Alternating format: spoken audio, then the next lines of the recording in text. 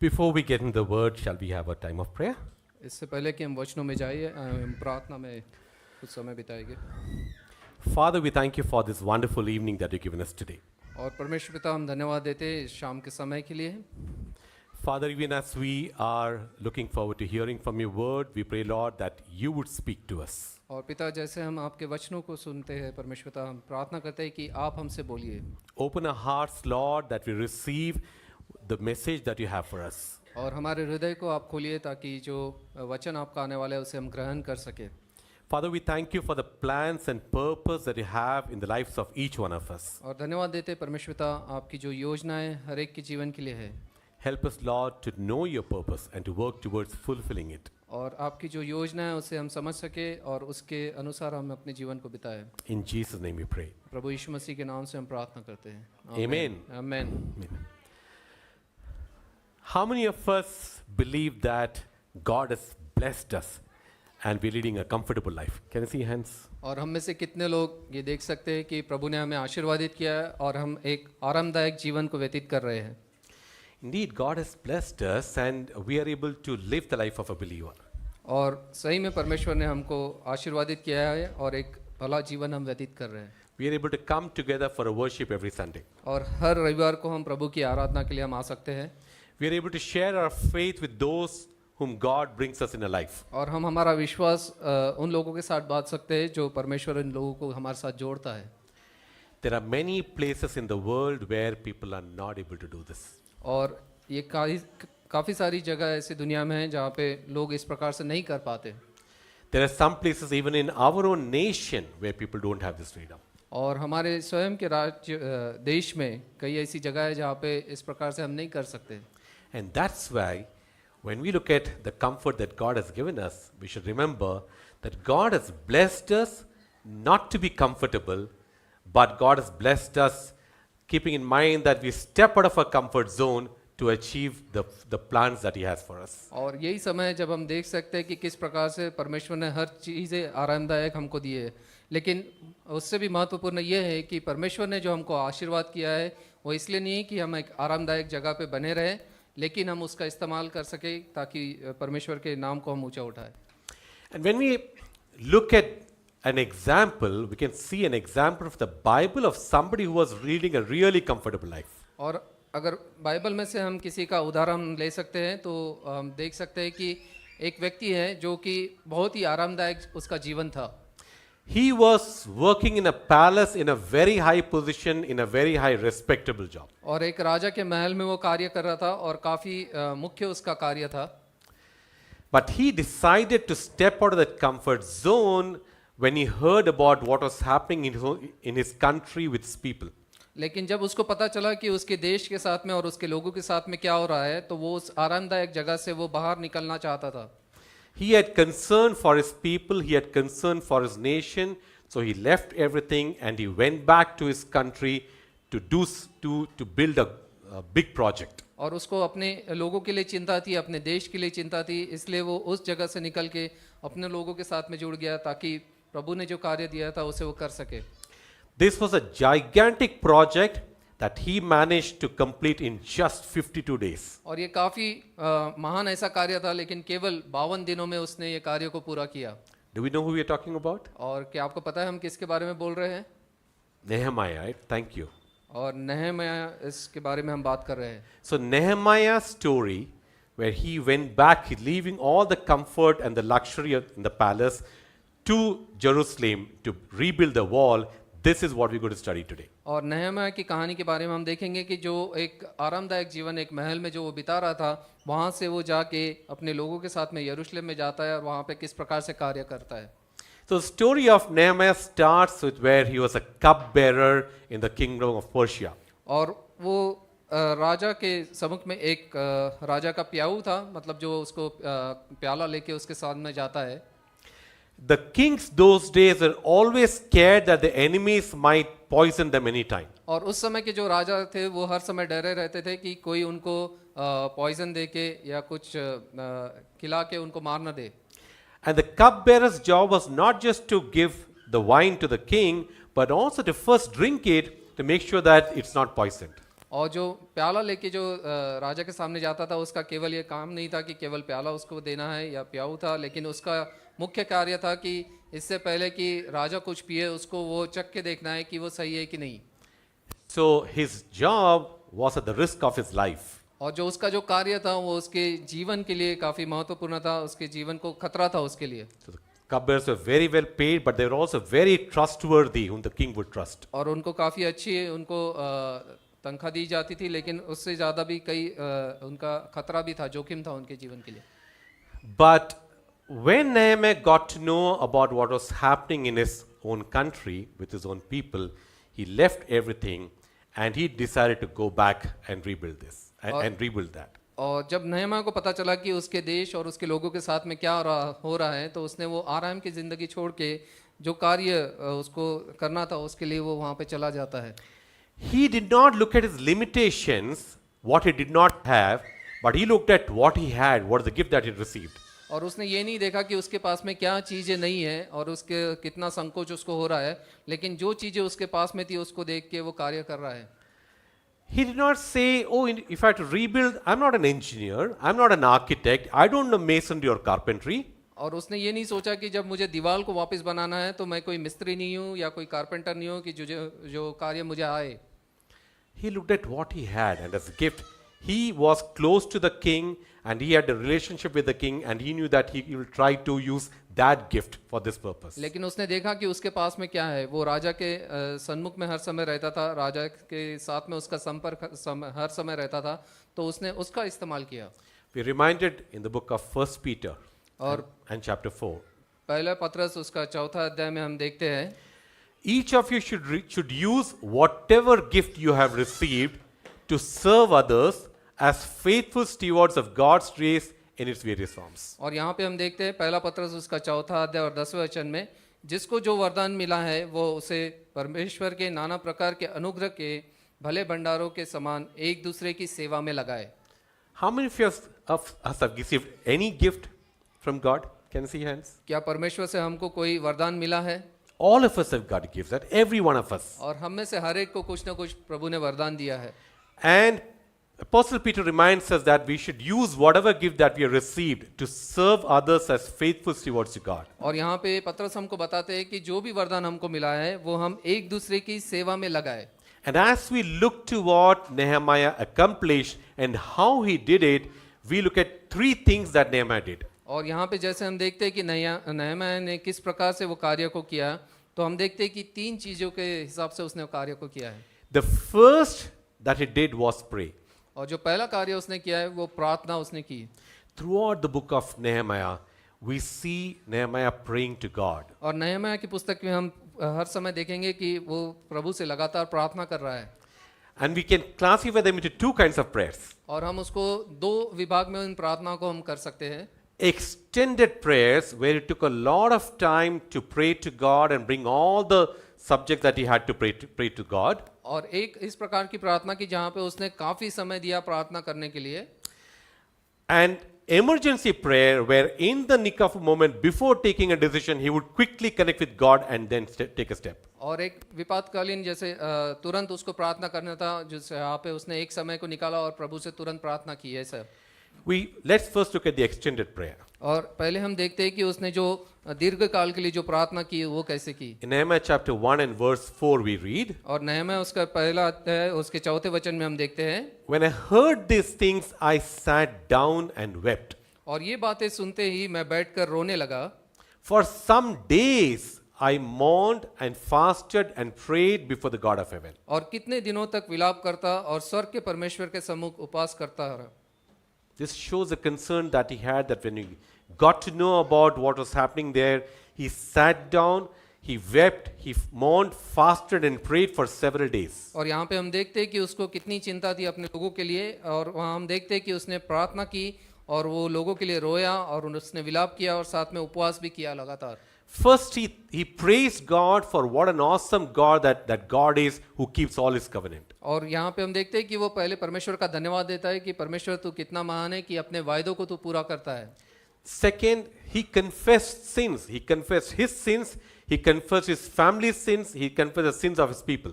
और दूसरी चीज हम देखते हैं कि वो अपने पापों को कबूल करता है, अपने स्वयं के पापों को और उसके साथ में परिवार के और बाकी लोगों के पापों को भी वो कबूल करता है। And then he brought the subject that he wanted to pray for. He had planned to meet the king and seek his permission. So he prayed that God would give him success as he would go to the king. और उसके बाद में वो विषय के लिए प्रार्थना करता है कि वो राजा के सन्मुख जाए और राजा का अनुग्रह उसके ऊपर रहे, इसके लिए वो बाद में प्रार्थना करता है। We can learn a lot from the way Nehemiah prayed his extended prayers.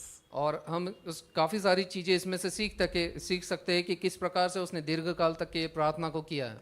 This prayer was before he started the entire project. और ये जिस योजना के लिए वो जाने वाला था उससे पहले उसने ये प्रार्थना को की। In Nehemiah chapter 9, we read about another extended prayer after the whole project was completed. और नहम्याह उसके 9वें पुस्तक में हम देखते हैं कि जब पूरी योजना उसकी खत्म हुई तो तब भी उसने प्रार्थना को किया।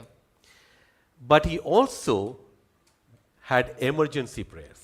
लेकिन उसके बाद में एक तुरंत प्रार्थना भी उसने की है। After this extended prayer, he went to the king and met the king. और एक दीर्घ काल की प्रार्थना के बाद में वो राजा के पास में जाता है और राजा से वो मुलाकात करता है। When he brought the cup to the king looked at his face and he could make out that something was wrong. And he asked, "What is the problem with you? You look sad. You're not ill. This looks like the sadness of your heart." और जब वो राजा के सन्मुख जाता है तो राजा उसके चेहरे को देख के कहता है कि कुछ तो गलत है तेरे साथ में, तू बीमार नहीं है लेकिन तू उदास जरूर दिख रहा है। He was afraid because if someone stepped into a king's presence with sadness of heart or sad news or bad news, the person could be killed. और वो डरा हुआ था नहम्याह कि राजा की उपस्थिति में अगर कोई उदास होके जाता है या निराश होके जाता है तो हो सकता है कि राजा उसको तुरंत वहाँ पे मार डाले।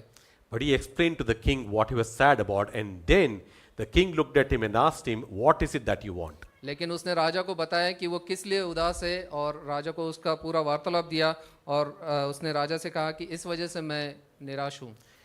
This was the opportunity he was waiting for, to share with the king what was in his heart. और ये मौके की वो तलाश में था कि किस प्रकार से वो राजा को अपने हृदय की बात बता सके। But he prayed to the God of heaven and then answered the king. लेकिन उसने स्वर्ग के परमेश्वर से प्रार्थना की, उसके बाद में राजा को उसने उत्तर दिया। It was just a quick connect with God that I'm going to speak, but give me the words to speak. और वो तुरंत एक वार्तालाप उसने प्रभु से की कि मैं राजा से बात करने वाला हूँ, लेकिन उसके पहले तू मुझे समझ दे कि मैं कैसे बात करूँ। That's an example of an emergency prayer. और ये एक हमको दर्शाता है किस प्रकार से हम तुरंत प्रार्थना कर सकते हैं। We see another emergency prayer later once he goes all the way to Judah. और उसके Jerusalem. बाद में भी हम देखते हैं कि जब वो यरूशलेम में जाता है तो तब भी वो तुरंत एक प्रार्थना करता है।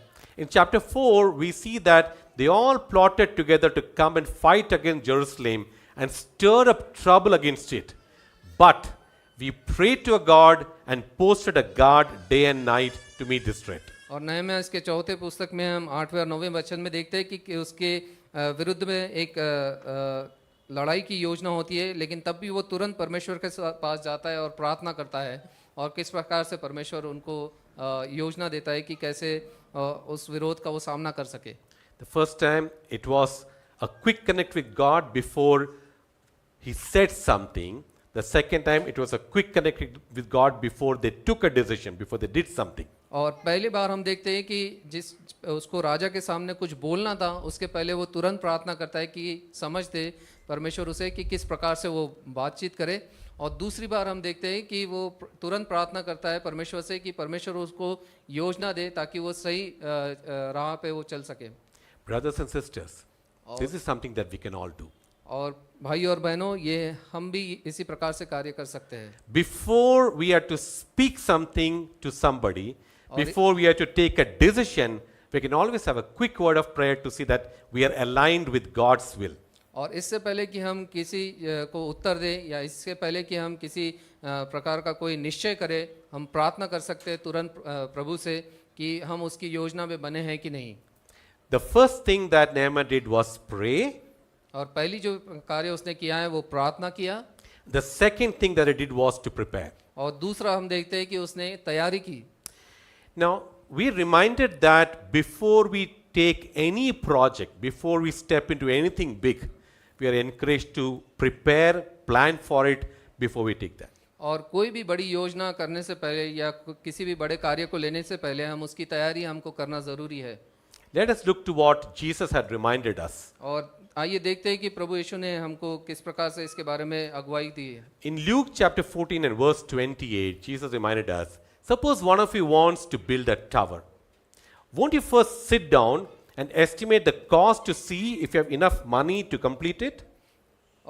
He looked at how much time he had, how much time was required, he looked at how much resources were required, and looked at how many people were required. और यही हम देखते हैं कि नेहम्याह ने इस प्रकार से किया। उस योजना पे कार्य करने से पहले उसने देखा कि उसके पास में कितना समय है, कितनी सामग्री है और कितने लोग उसको चाहिए ये पूरा कार्य करने के लिए।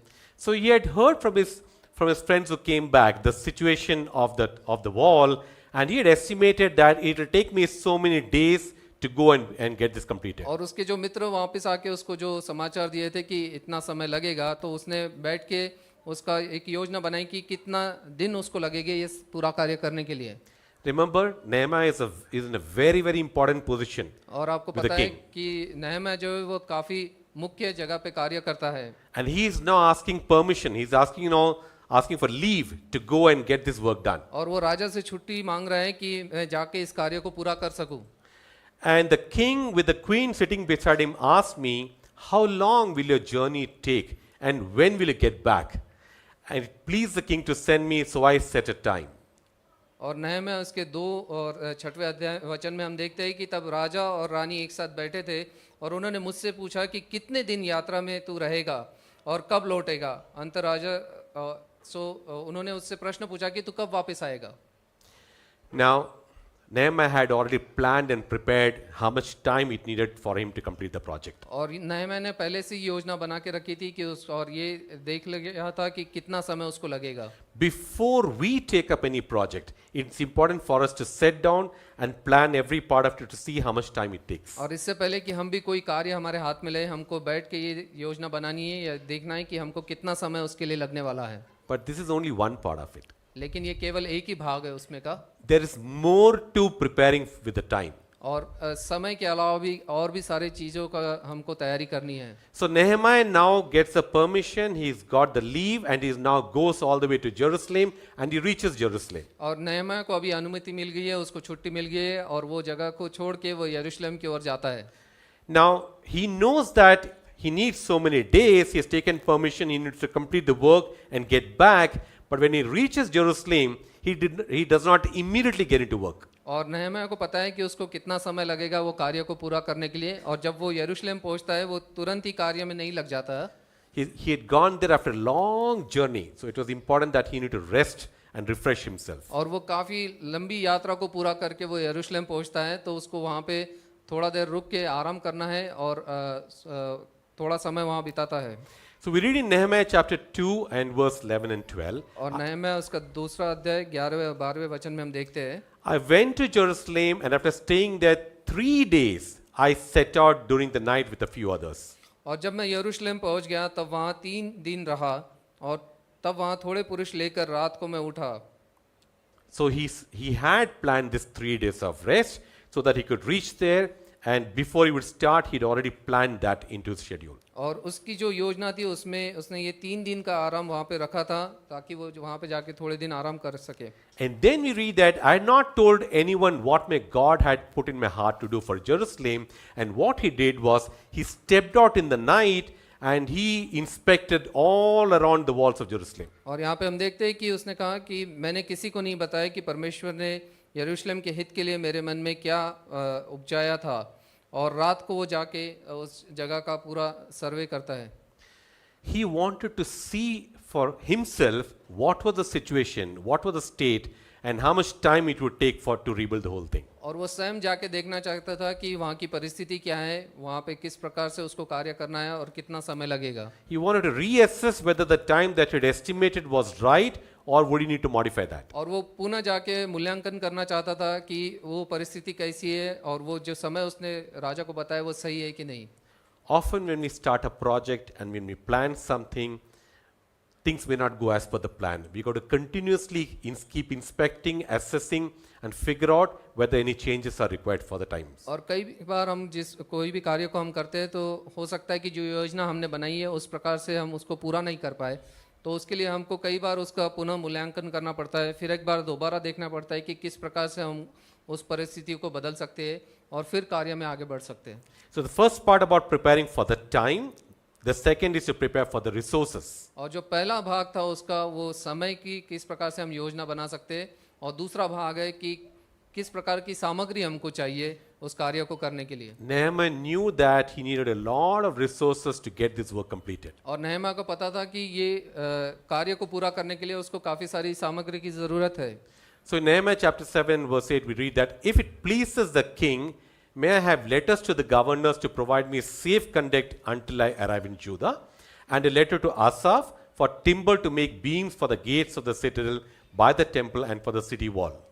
और नहम्याह उसके 7 और 8वें वचन में हम देखते हैं कि वो राजा से वो एक चिट्ठी को लिखता है और वहाँ के याजकों के लिए, ताकि वहाँ पे वो सही सलामत वहाँ पे पहुँच सके, और साथ ही साथ उसको लकड़ी वहाँ से मिले ताकि वो इस कार्य को पूरा कर सके। Chapter 2 verse 7 and 8.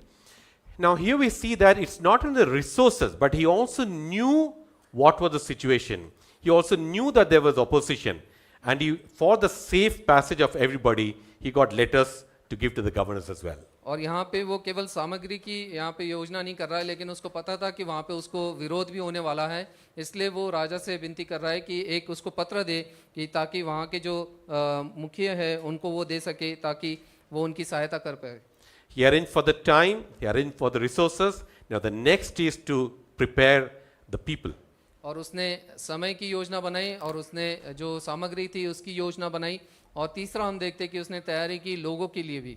In chapter 2 and verse 18, we see that Nehemiah calls all the leaders and he speaks to them that this is what God has put on my heart, and this is what the king has already given us permission for. So now, why don't you join me and let's do this work together? और यहाँ पे हम देखते हैं नहम्याह उसका 2 अध्याय और 8वां वचन में कि उसने लोगों को जो अगुवे थे यरूशलेम के उनको बुलाया और उनसे कहा कि राजा ने मुझे अनुमति दी है कि इस कार्य को करे, और उनसे वो बातचीत करके उस प्रकार से उनकी ढाढ़स को बांधता है।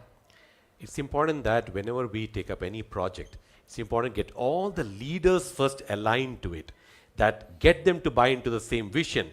Only then they can then work with the rest of the team. और जब भी हम किसी कार्य को करते हैं तो प्रमुख चीज़ हमको जो करनी है कि जो अगवे है उनको हम एकत्रित साथ में लेके आए, और जो दर्शन हमको दिया गया है उसमें वो सब सहभागी हो, उसके लिए उनको तैयार करें। Now all the leaders were aligned with Nehemiah. और जितने भी अगवे वहाँ पे थे वो नहम्याह के साथ में एक चित्त हो गए थे।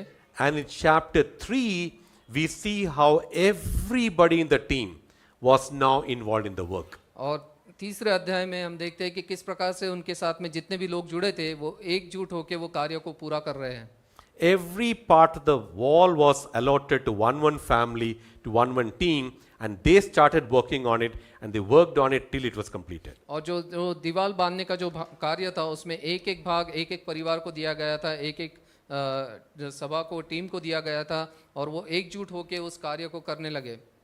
So 2 things we learned. The first thing we learned is that what Nehemiah did was to pray, and the second to prepare. और यहाँ पे 2 चीज़ हमने देखी कि पहला जो था नहम्याह ने प्रार्थना करी, दूसरा उसने तैयारी करी उस चीज़ के लिए, And the third thing that he did was to persist. और तीसरी जो कार्य था कि वो वहाँ पे वो दृढ़ बना रहा।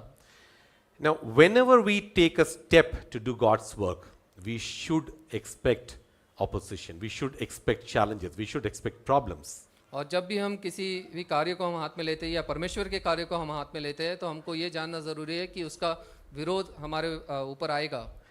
If we are already expecting that, we will be prepared for it and we will persist through the challenges. और जब हमको पता है कि हमारा विरोध होने वाला है तब हम तैयार रहेंगे और स्वयं को हम दृढ़ बना सकेंगे ताकि उस समस्या का हम समाधान कर सके। So far we heard that Nehemiah was able to convince the king. He was able to get his leave, get his time to go and do the work there. He was able to get all his resources, all the protection. He goes to Jerusalem, gets all the leaders involved, gets all the people involved. Everybody is doing the work. We say everything is going on well. और यहाँ पे हमने देखा कि नहम्याह ने पहले राजा से अनुमति ली, उसने छुट्टी को मांगा और उसने योजना बनाई कि किस प्रकार से उसको कार्य करना है। उसके बाद में उसने तैयारी करी कि जितनी सामग्री चाहिए, लोग चाहिए, समय चाहिए, उस प्रकार से, और उसने सबको एक साथ में लिया ताकि सब मिलके एक कार्य को पूरा कर सके। But now we see the problems. लेकिन अभी आगे हम देखते हैं कि किस प्रकार से समस्याएं आती है, And now we see how Nehemiah persists in spite of the problems. और अब फिर हम देखते हैं कि उन समस्याओं के विपरीत कैसा वो दृढ़ बना रहता है। The first thing that we see is that when they started working together, their enemies started to mock and to ridicule and to discourage him. और पहली चीज हम देखते हैं कि जैसे वो उस कार्य को चालू करता है तो उसके जो दुश्मन थे वो आते हैं और उसकी मजाक उड़ाते हैं और उसको उपहास उसका करते हैं। In chapter 2 and verse 19, we see the main enemies who were opposing this work: Sanballat the Horonite, Tobiah the Ammonite official, and Geshem the Arab. When they heard about it, they mocked and ridiculed. And they said, "What's it that you're doing? Are you rebelling against the king?" और यहाँ पे हम देखते हैं नहम्याह उसका दूसरा अध्याय और 19वें वचन में कि उसके विरुद्ध में जो लोग आते हैं, जो ठट्टा उड़ाते, वो थे होरन, संबलात और तोबिया नामक कर्मचारी जो कि अम्मोनी था, और गेशेम नामक का एक अरबी। ये सब लोग आके उसको तुच्छ जानते हैं, उसकी ठट्टा उड़ाते हैं और उसका उपहास वहाँ पे वो करते हैं। What is Nehemiah's response? लेकिन नहम्याह किस प्रकार से उनका रिस्पॉन्स देता है? He did not worry about the mocking or the ridicule. He persisted and carried on with the work. लेकिन हम देखते हैं कि नहम्याह जो उनकी जो ठट्टा उड़ा रहे थे उसके ऊपर उसने अपना ध्यान नहीं लगाया, लेकिन वो उस काम में दृढ़ बना रहा और अपने कार्यों को पूरा करता रहा। And the second problem that he faced was from his own people. He faced dissent from his own people. और दूसरा जो समस्या उसके सामने आई कि उसके जो स्वयं के लोग थे वो उसके विरुद्ध में आए। In Nehemiah chapter 4 and verse 10, we see that the people in Judah said, "The strength of the laborers is giving out." और नहम्याह उसके चौथा अध्याय और 10वें वचन में हम देखते हैं कि जो यहूदा के लोग थे वो आके उससे कहने लगे कि लोगों का जो ढाढ़स है वो कम हो रहा है। There's so much rubble here that we cannot rebuild the wall. और यहाँ पे इतनी सारी मिट्टी पड़ी है कि हम ये दीवार को फिर से नहीं बना सकते। Many a time, the people who are with us, they are very excited when we start the project. और कई बार जो लोग हमारे साथ में बने रहते हैं, जब हम किसी कार्य की शुरुआत करते हैं वो काफ़ी उत्साहित होते हैं। They would all cheer us saying, "That's a wonderful project, great project, we are with you. Come, let's rise up and build." और वो शुरुआत में हमारे साथ में बने रहेंगे और कहेंगे ये काफ़ी अच्छी योजना है, काफ़ी अच्छा कार्य है, चलो एक साथ मिलके इसको हम करें। But after some time, they see so much more work is to be done.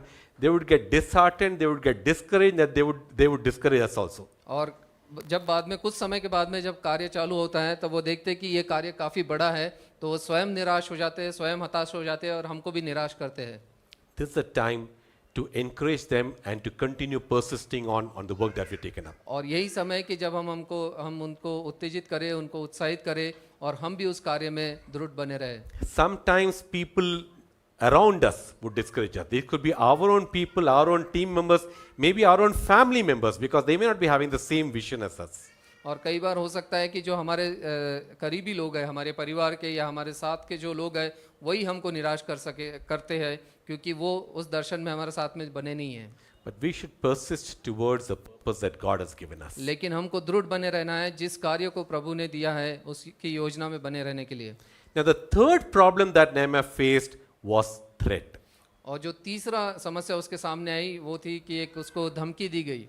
In Nehemiah chapter 4 and verse 11, we read that our enemies said, "Before they know it or see us, we will be right there among them, and we will kill them and put an end to the work." और यहाँ पे हम देखते हैं चौथे अध्याय उसके 11वें वचन में कि उसके शत्रु उससे कहने लगे, जब तक हम उनके बीच में न पहुँचे और उन्हें घात करके उनका काम बंद न करें, तब तक उनको न कुछ मालूम होगा। This was a real threat. और ये एक धमकी जो थी वो सही में उसको दी गई थी। This is not something that Nehemiah could ignore and continue working. और यहाँ पे नहम्याह इसको छोड़ नहीं सकता था और अपने कार्यों पे लक्ष्य नहीं दे सकता था। Because if they would have continued working and if they came and killed them, then the whole work could have got collapsed. अगर वो लोग आके उसके शत्रु आके अगर उसको मार देते तो जिस कार्य के लिए प्रभु ने उसे भेजा था वो पूरा नहीं हो सकता। It is very interesting to see how Nehemiah used the strategies and the tactics to counter this. और यहाँ पे हम देखते हैं कि नहम्याह किस प्रकार से योजनाओं को बनाता है कि उसके शत्रुओं का वो किस प्रकार से सामना करता है। The first thing he did was to encourage his people. और जो पहला कार्य उसने किया कि अपने लोगों को उसने उत्साहित किया।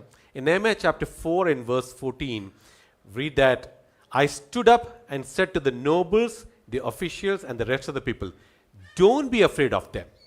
Remember the Lord who is great and awesome, and fight for your families, your sons and your daughters, your wives and homes. और यहाँ पे हम देखते हैं कि उसने उनका ढाढ़स को बांधा और 14वें वचन इस प्रकार से है, तब मैं देखकर उठा और रईसों और हाकिमों और अन्य सब लोगों से कहा, ये उनसे मत डरो, प्रभु जो महान है और भय योग्य है उसको स्मरण करे, अपने भाइयों, बेटे और बेटियों और स्त्री और घरों को लेकर युद्ध करना है। He reminded them that this was not a project of mine or yours.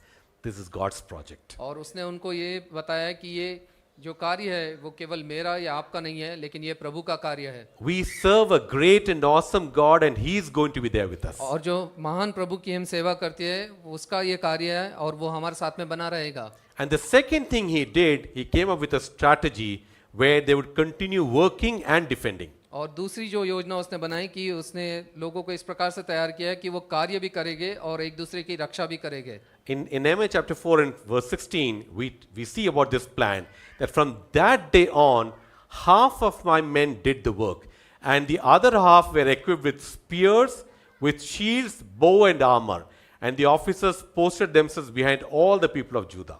और यहाँ पे 16वें वचन में हम देखते हैं कि उस दिन से आधे सेवक जो तो उसके काम में लगे रहे और आधे बर्छी, तलवार, धनुष्य और झीलम को धारण किए हुए रहते थे और यहूदा के सारे घराने के पीछे हाकिम रहा करते थे। So the work continued. There was a team which continued to work, while there was another team to take care to defend these people if at all they would come in. और यहाँ पे हम देखते हैं कि उसने इस प्रकार से योजना बनाई कि आधे लोग जो थे वो कार्य करते रहे और जो आधे लोग थे जो उनकी रक्षा में लगे रहे। But what about the people who had to go and get the resources, the material from there back to the wall? और उन लोगों के बारे में क्या जिनको जाके सामग्री को लेके आना था दीवार बांधने के लिए। Because those who were working, they were working on the wall, and half the people were standing behind them, protecting them. But some people had to go and get the resources, the material, and bring it to the wall. और कुछ लोग थे जिनको दीवार बांधने का कार्य दिया गया था, वो वहाँ पे उनको खड़े रह के दीवार बांधना है और आधे लोग उसमें लगे थे और बाकी जो आधे थे वो उनको बचाने के लिए लगे थे। लेकिन उन लोगों का क्या जो इनको सामग्री लेके आनी है वो दीवार बांधने के लिए। Let's see what Nehemiah had planned for them. और आइए देखते हैं कि नहम्याह ने उसके लिए क्या योजना बनाई। So in the next verse, read that those who carried materials did the work with one hand and held a weapon in the other, and each of the builders wore his sword at his side as he worked. और यहाँ पे हम देखते हैं 17वें वचन में कि जो बोझ ढोने वाले थे उन्होंने एक हाथ में बोझ को उठाया और दूसरे हाथ में हथियार को पकड़े रहा ताकि वो सामग्री को ला के वहाँ दे सके।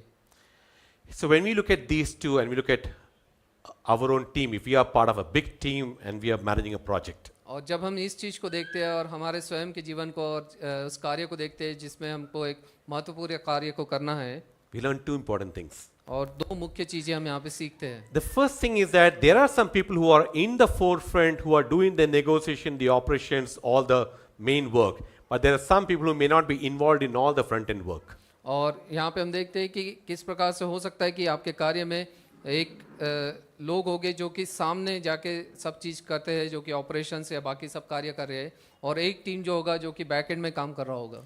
We're all part of one team, and it's important that those of us who are not involved in the front end, we should be covering everybody who are actually doing the work. We should be supporting them and covering them in prayer and defending them. और हम सब एक बड़ी योजना में, एक कार्य में एक साथ जुड़े हुए हैं, और जो पीछे जो बैठे हैं उनका कार्य है कि जो आगे में जो लोग हैं उनके लिए हम सदैव प्रार्थना करें, उनके लिए हम मध्यस्थी करते रहे। And also that we should not be thinking that there's somebody else who's praying for us. We don't have to pray. We don't have to learn the word. We should be carrying the double-edged sword with us while we're working. We should be having the word with us to use it at any point of need. और ऐसा नहीं कि जो सामने खड़े हैं उनका कोई कार्य नहीं है, लेकिन उनको भी प्रार्थना करना है और उनको भी ये ध्यान में रखना है कि दुधारी तलवार को वो स्वयं अपने हाथ में ले और उस कार्य को आगे करते रहे। And the last thing that Nehemiah had strategized was that, look, there are so many people working on all the different parts of the wall, right? And while there are people there working, while the people are defending, but if the enemy comes and attacks in any one point, we should all be prepared to go and support them. और आखिरी चीज़ जो नहम्याह ने की उसकी इस प्रकार से योजना की कि हर कोई जो दीवार बांधने का काम कर रहा है और साथ में उनकी रक्षा कर रहा है, अगर किसी एक भाग में अगर जाके कोई शत्रु आके हमला करे तो सभी लोग जाके वहाँ पे एकजुट हो सके। In chapter 4, verse 19 and 20, we read this. Then I said to the nobles, the officials, and the rest of the people, the work is extensive and spread out, and we are widely separated from each other along the wall. और 19 और 20 वचन में हम देखते हैं कि इसलिए उसने हाकिमों और सब लोगों से कहा कि काम काफ़ी बड़ा और फैला हुआ है और हर लोग शहर पना पर अलग अलग एक दूसरे से दूर रहते हैं। Wherever you hear the sound of the trumpet, join us there. Our God will fight for us. और इसलिए जिधर से भी नरसिंगा तुम सुनाई दे उधर हमारे पास इकट्ठा हो जाना, हमारा परमेश्वर हमारी ओर से लड़ेगा। Brothers and sisters, we are all part of one body. और हम सब एक शरीर में भागी होते हैं। If any one of us is facing a challenge, it's our responsibility to come together and support that person. और हमें से अगर किसी एक को कोई समस्या आती है तो हमारा ये कर्तव्य बनता है कि हम एक साथ मिलके उसके साथ में सहभागी हो। Nehemiah's story is amazing.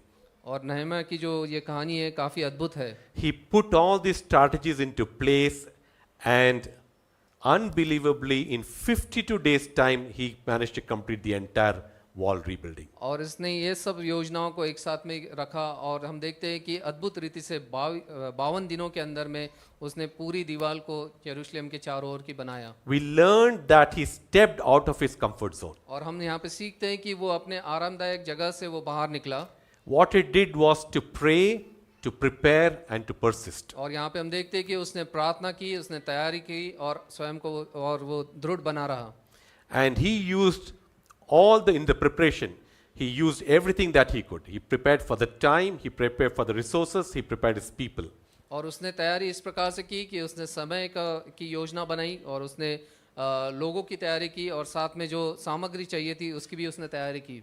And he persisted despite challenges from the enemy, despite discouragement from within, and he was able to succeed. और जो वो दृढ़ बना रहा ताकि जितने भी शत्रु की जो योजना थी उसके विरुद्ध में वो सफल हो पाए और जितने भी अंदरूनी भी जो उसकी समस्या थी उसके ऊपर में भी वो विजय पाए।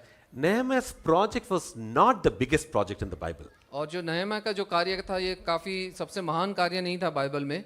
When we see or when we read about Noah's Ark or the temple at Jerusalem, there were much bigger projects which spread over several years. और अगर हम नोआ के जहाज के बारे में हम सोचते हैं या फिर जो मंदिर का जो बनाया गया उसके बारे में हम देखते हैं तो वो इससे काफ़ी बड़े कार्य थे और उसके लिए कई साल लगे कार्य को पूरा करने के लिए। God spoke to Noah, God spoke to Solomon, told them to build the ark and the temple. He gave them the measurements. He even told them what material to use. और जब परमेश्वर ने नोआ से या सोलोमन से बात किया तो उनको उसने किस प्रकार से बताया कि उस जहाज को कैसे बनाना है या मंदिर को कैसे बनाना है और उसके लिए लगने आ रही पूरी सामग्री भी उसको दी।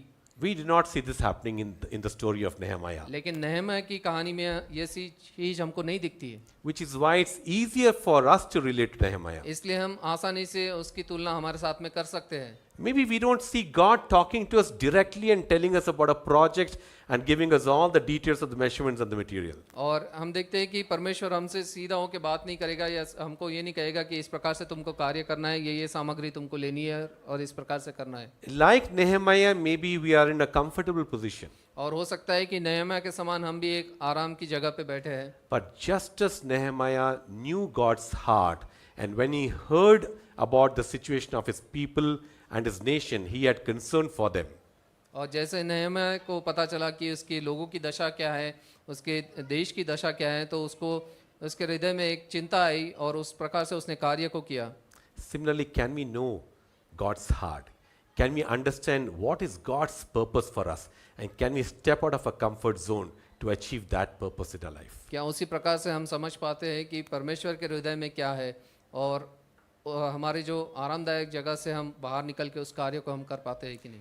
We can use Nehemiah's 3 key principles to pray, to prepare and to persist. और जो नहम्याह ने 3 चीज़ों का जो इस्तेमाल किया, प्रार्थना, तैयारी और दृढ़ बने रहना, उसका हम इस्तेमाल कर सकते हैं। May God bless you. और प्रभु आपको आशीर्वादित करे।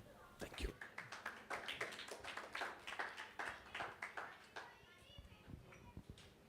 Thank you, Brother Shaji, for that wonderful word this evening.